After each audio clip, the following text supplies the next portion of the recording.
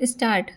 अध्यक्ष महोदय, मैं निवेदन करना चाहता हूँ कि सरकार को यह निश्चय करना चाहिए कि इस बिल का सही उपयोग किया जाएगा। पुलिस को डाक द्वारा मत देने का अधिकार दिया जा रहा है, वह सही है। वह अधिकार इससे पहले ही दिया जाना चाहिए था, लेकिन आजकल चुनावों में जो गड़बड़ी होती है उसको दूर करने के लिए सरकार को मूल अधिनियम में संशोधन करना चाहिए। माननीय सदस्य ने अभी कहा कि इस बिल पर ज़्यादा वाद विवाद नहीं होना चाहिए, लेकिन हम विरोधी दल के लोग जानते हैं कि जूता कहाँ काटता है। अगर कांग्रेस पार्टी चुनाव से पहले गद्दी छोड़ दे और सरकार में न रहे, तब हम देखेंगे कि कांग्रेस को कितने वोट मिलते हैं। चूँकि चुनाव के समय कांग्रेस पार्टी के हाथ में सरकार रहती है, इसलिए उसको इतने वोट मिल जाते हैं। मैंने मध्य प्रदेश में देखा है कि हमारे कुछ कर्मचारियों को आरोप लगाकर पकड़ लिया गया है। इस संबंध में न्यायाधीश का निर्णय वहाँ की विधानसभा में पढ़कर सुनाया गया है। पुलिस के वोट लेने के लिए ही यह बिल लाया गया है। हमें डर लगता है कि पुलिस पर दबाव डाला जाएगा। सरकार को यह बतला देना चाहिए कि ऐसा नहीं किया जाएगा। यदि प्रारंभ में ही चोर चोर का शोर मचा दिया जाए तो चोर घर में नहीं घुसता है, क्योंकि वह जानता है कि लोग जागे हुए हैं। हम अपना यह शक और चिंता इसलिए प्रकट कर रहे हैं ताकि सरकार इन बातों का ध्यान रखे और चुनाव में होने वाली गड़बड़ियों को रोकने की कोशिश करे।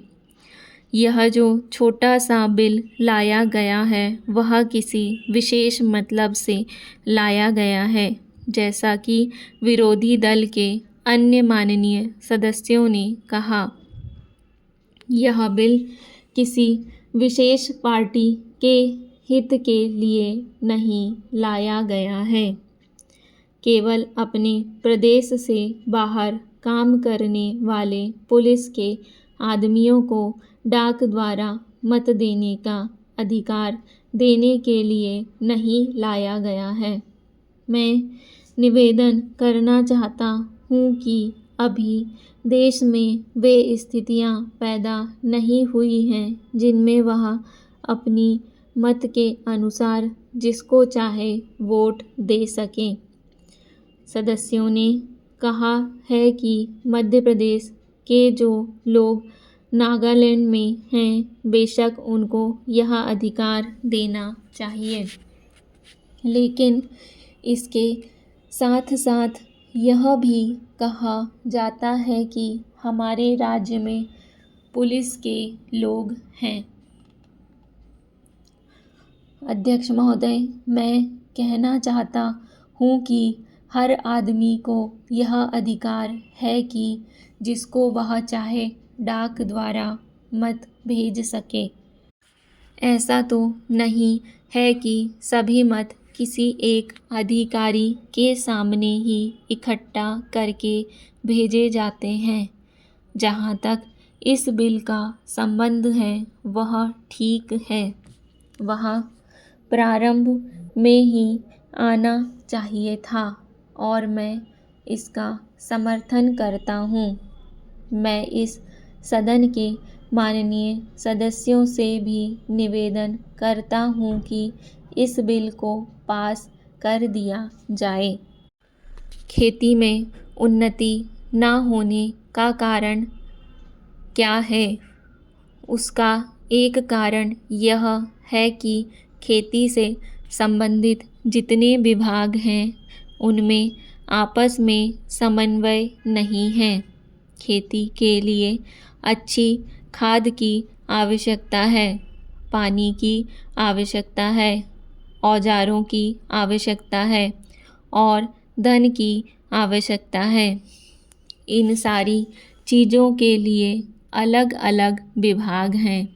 मालूम ऐसा पड़ता है कि उनका आपस में कोई संबंध नहीं है।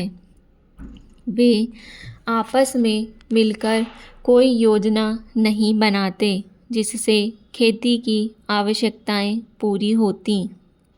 इसलिए जब तक उनमें आपस में तालमेल नहीं होगा तब तक खेती की उन्नति नहीं हो सकती है। दूसरा कारण यह है कि योजना की बिल्कुल कमी है।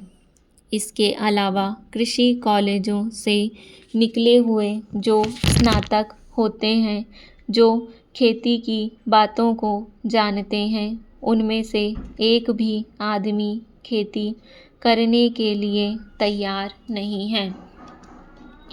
सभी प्रोफेसर बनने के लिए तैयार हैं।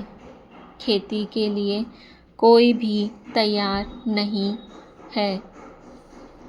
एक बात मैं माननीय मंत्री जी से विशेष रूप से कहना चाहता हूँ कि अधिक उपज न होने के कारण एक यह है कि जो खेत में काम करते हैं वे उसके मालिक नहीं हैं। खेत किसी और का है और काम कोई और कर रहा है। इसलिए मेरा कहना यह है कि किसानों में जब तक यह भावना पैदा नहीं होगी कि यह मेरी भूमि है, तब तक अधिक उपज नहीं हो सकती है। इसके लिए आप जब तक भूमि सुधार नहीं करेंगे तब तक कोई बात नहीं बनने वाली है। दुर्भाग्य से इस देश में खेती करने वाले बहुत कम लोग ही भूमि के स्वामी हैं। खेती की उन्नति के मूल आधार हैं खाद, पानी, बीज, धन, उपज का उचित दाम और भूमि सुधार। इन सब की ओर कृषि मंत्रालय का ध्यान नहीं है। सरकार को प्रत्येक खेत को पानी और हर आदमी को काम देना सुनिश्चित करना चाहिए। अध्यक्ष महोदय, सरकार चाहती है कि अन्न के मामले में देश आत्मनिर्भर बने। मेरा यह सुझाव है कि जिन जगहों पर काफ़ी संख्या में ट्रैक्टर से काम लिया जा रहा है, आपको कोई कारखाना खोलना चाहिए और सस्ती कीमत पर उनकी मरम्मत की व्यवस्था करनी चाहिए।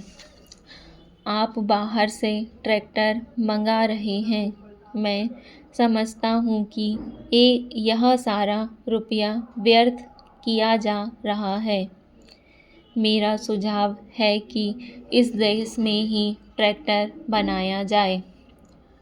बाहर से खेती के सामान जो आ रहे हैं, कारखाने से होकर ही आ रहे हैं। इनको वहाँ भेजना हो वहाँ सीधा भेजा जा सकता है, किंतु हो यह रहा है कि पंजाब सरकार द्वारा इनको सारे देश में वितरित किया जाता है।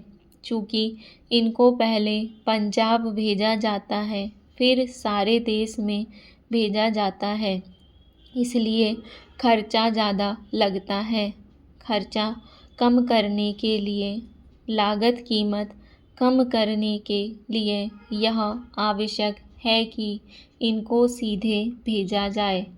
मैं समझता हूँ कि इसमें कोई औचित्य की बात नहीं है।